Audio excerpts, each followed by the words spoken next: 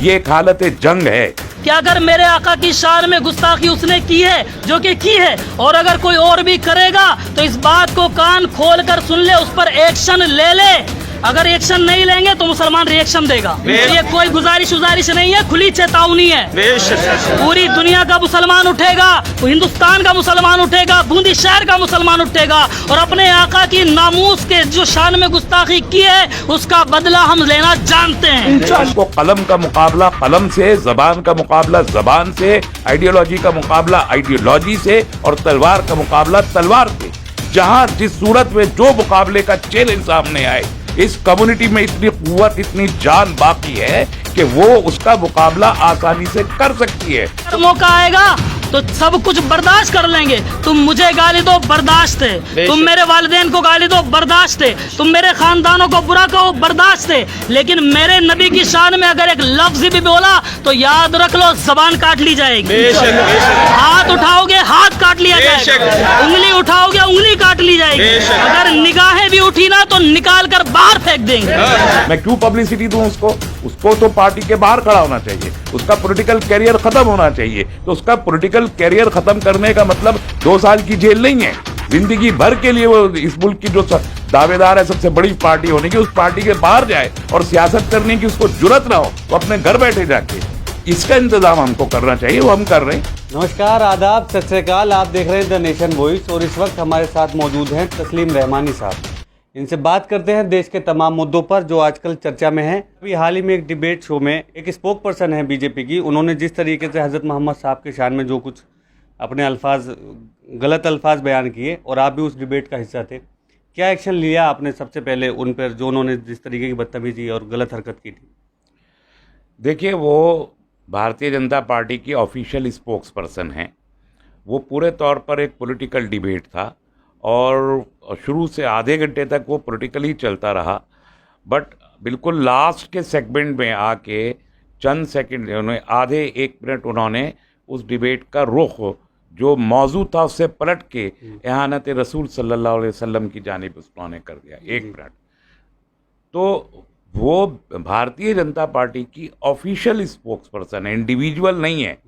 हमने तो उसी वक्त एहतजाज किया और उसको छोड़ के हम डिबेट को छोड़ दिया कि हम वो सुन नहीं सकते जो उन्होंने कहा। लेकिन उसके बाद फिर हमने तमाम अपनी टीम के साथ भी मशवरा किया, काउंसिल के अंदर भी मशवरा किया और कुछ लॉयर्स से भी इस सिलसिले में हमने ओपिनियन ली और अल्टीमेटली ये डिसाइड किया कि हम, बहुत से लोगों ने FIR कराई है, सैकड़ों के करीब लोगों ने कंप्लेंट्स दी हैं जो अभी FIR में कन्वर्ट नहीं हुई। इसके बावजूद 6 के करीब FIRs लॉन्च हो गई हैं मुख्तलिफ स्टेट्स में। लेकिन हमने ये सोचा कि स्पोक्स पर्सन को क्यों निशाना बनाएंगे अकेली, वो एक इंडिविजुअल है। वो इंडिविजुअल उसका उनकी तर्जुमानी कर रहे हैं जो इस मुल्क की रूलिंग पार्टी है और वो तर्जुमानी कर रहे हैं उसकी जो इस मुल्क में सरकार है। और आज 1 हफ्ता गुजर चुका, न तो रूलिंग पार्टी ने इस पर किसी किस्म की माजरत का इजहार किया है कि वो माफ़ी मांगे, न सरकार ने किसी किस्म की, वज़ीर आज़म ने किसी किस्म की माजरत का इस मुल्क के नहीं। इस 2 बिलियन मुस्लिम्स, 200 करोड़ मुस्लिम जो इस्लाम को मानते हैं, जो नबी करीम सल्लल्लाहु अलैहि वसल्लम को अपनी जान और अपने माँ बाप के ऊपर समझते हैं उनसे ज़्यादा, ऐसे 200 करोड़ लोगों के जज्बात की तौहीन भारत में रह की रूलिंग पार्टी की तर्जुमान ने की है। क्या ये छोटी सी बात है? इस पर तो प्रधानमंत्री को अगले ही दिन माफ़ी मांग लेनी चाहिए थी। दुनिया भर के मुसलमानों से माफ़ी मांगनी चाहिए, सिर्फ भारत के मुसलमान नहीं, सारी दुनिया के मुसलमानों से माफ़ी मांगनी चाहिए थी। वज़ीर आज़म को, वज़ीर दाखिला को एक्शन लेना चाहिए था उस शख्स के ख़िलाफ़ जिस पर कंप्लेंट्स हैं और जिसने ये सब हरकत की। भारतीय जनता पार्टी के प्रेसिडेंट JP नड्डा को माफ़ी मांगनी चाहिए थी अपनी पार्टी की जानिब से और इस स्पोक्स पर्सन को अपने पैनल से हटा देना चाहिए था। लेकिन उन्होंने ये सब कुछ नहीं किया। ये बदकिस्मती की बात है, सारी दुनिया देख रही है और सारी दुनिया में इस पर एहतजाज हुआ है। तो हमने यही सब महसूस करते हुए हमने कहा कि हम इंडिविजुअल के खिलाफ FIR नहीं करेंगे, हम पार्टी को जिम्मेदार करार देते हैं। तो पार्टी को हमने लीगल नोटिस भेज दिया, प्रेसिडेंट को भी, इलेक्शन कमीशन को भी भेजा है, इसलिए कि इलेक्शन कमीशन के जो रूल्स हैं, पीपल्स रिप्रेजेंटेशन एक्ट 1950 के सेक्शन 29 की खुली खिलाफ वर्जी की है इस औरत ने और इस पार्टी ने और इस सरकार ने, तो हमने इलेक्शन कमीशन को भी कहा है और टाइम्स नाउ को भी कहा है कि उसका बाइकआउट करें। तो हमने इन चारों को लीगल नोटिस भेज दिया है। जवाब में अगर उन्होंने माफ़ी नहीं मांगी, इस औरत को नहीं हटाया अपने पैनल से और अपनी पार्टी से, तो हम अदालत में जाएंगे और साबित करेंगे कि भारतीय जनता पार्टी जो धार्मिक चिन्ह हैं, उन धार्मिक अलामतों का इस्तेमाल सियासत में गैर कानूनी तौर पर कर रही है। सर, जिस तरीके से नुपुर शर्मा का लोगों ने मतलब उसकी मुखालफत की या उसका विरोध जताया, साथ ही लोग ये भी कह रहे हैं कि मतलब बहुत सारे जो मुस्लिम पक्ष रखने जाते हैं टीवी डिबेट में, उन्हें नहीं जाना चाहिए, वो लोग पैसे के लिए चले जाते हैं, जैसे रेंटल मुद्दा, मुल्ला, इस टाइप से बहुत सारे अल्फाज। तो क्या इस डिबेट में ना जाने से कौम का फ़ायदा हो सकता है? आप किस तरह से देखते हैं इस विरोध को? देखिए, डिबेट्स नेशनल लेवल की हैं जी, नेशन का एक पार्ट हम भी हैं। तो नेशनल डिबेट में अगर कुछ भी डेरोगेटरी हो रहा है, वो इस्लाम के ख़िलाफ़, मुसलमानों के ख़िलाफ़, सिखों के ख़िलाफ़, यहूदियों, हमारे ईसाइयों के ख़िलाफ़ हो रहा है या हिंदुओं के ख़िलाफ़, जिसके ख़िलाफ़ भी हो रहा है, तो उस किस्म की डिबेट्स का बाइकआउट एक दो तीन इंडिविजुअल्स को नहीं बल्कि एंटायर अपोजिशन को करना चाहिए। कांग्रेस पार्टी का कोई स्टैंड इस पे अभी तक नहीं आया। ये जैसे मैं वजीर आजम से सवाल कर रहा हूँ, पार्टी है, जैसे मैं वजीर आजम से सवाल कर रहा हूँ, जी, जैसे मैं रूलिंग पार्टी के प्रेसिडेंट से सवाल कर रहा हूँ, ऐसे में सवाल मैं कांग्रेस से भी कर रहा हूँ। समाजवादी पार्टी, कम्युनिस्ट पार्टियाँ, किसी एक भी पॉलिटिकल पार्टी का इस सिलसिले में एक भी मजम्मती बयान और करारदाद तक नहीं आया है। तो फिर आप 2 या 4 जो तर्जुमान जाते हैं, जो स्पोक्स पर्सन जाते हैं या जो डिबेटर्स जाते हैं, यकीनन अभी 2 महीने से तो हम ये देख रहे हैं कि उनकी क्वालिटी इस कदर नीचे गिरी है कि वाकई शर्मिंदगी होती है उनके साथ खड़े होते। मैं अपनी बात कर रहा हूँ, मुझे शर्म आती है कि मैं इनके साथ खड़ा हूँ। और आप खुद मीडिया से वाबस्ता हैं, जाके मीडिया चैनल से पूछिए। हर एक चैनल को मैंने खुल के कहा कि भाई, अगर आप इस किस्म के लोगों को डिबेट पे ला रहे हैं, इसका मतलब ये है कि आप मुस्लिम कम्युनिटी को जलील कर रहे हैं। उनको लाके, जिनको अपना नाम भी ठीक से लिखना नहीं आता, वो धर्मगुरु बन के अगर वहाँ बैठ जाएं तो यकीनन वो मिल्लत को जलील कर रहे हैं। और आप कि चैनल की जो भी पॉलिसी हो, आप जाने, मैं उसका हिस्सा नहीं हूँ और मैं नहीं बैठा। बहुत सारी डिबेट्स हैं, शुरू में 1-2 में जब देखा मैंने कि बैठ रहे हैं तो मैंने उनमें बैठना बंद कर दिया जहाँ वो बैठते हैं। लेकिन इसका ये मतलब हरगिज़ नहीं है कि आप डिबेट्स को बंद कर दें। आप आखिर किस किस चीज़ से फरार अख्तियार करेंगे? नेशनल डिबेट की एक इम्पॉर्टेंस है। आप ये नहीं कह सकते कि अखबार तक की अभी तक इम्पोर्टेंस है। नेशनल चैनल्स को, जो बड़े चैनल्स हैं, वो 30-32 करोड़ लोग रोज़ाना देखते हैं इस मुल्क में। 30-32 करोड़ उनकी ओपिनियन बनती है।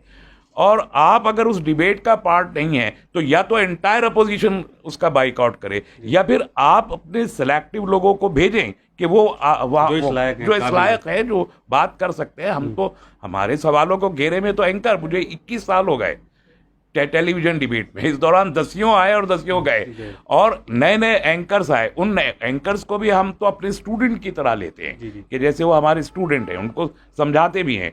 तो फरार इख्तियार करना, आप जुडिशरी में आप कहते हैं हम लोग तो केस हार जाते हैं जाके, तो हम कोर्ट में भी जाके क्या करेंगे।